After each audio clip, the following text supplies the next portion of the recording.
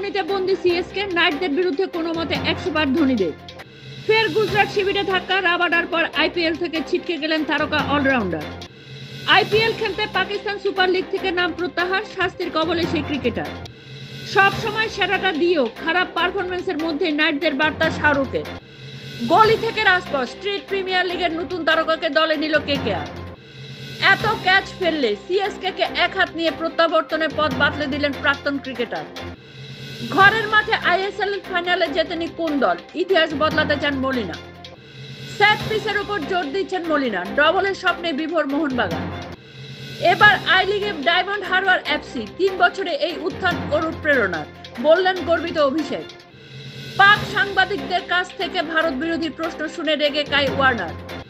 ধার করা ক্রিকেট খেলে জাতীয় দলের সুযোগ, বঙ্গ হকি নয়া মুখ সুজাতা।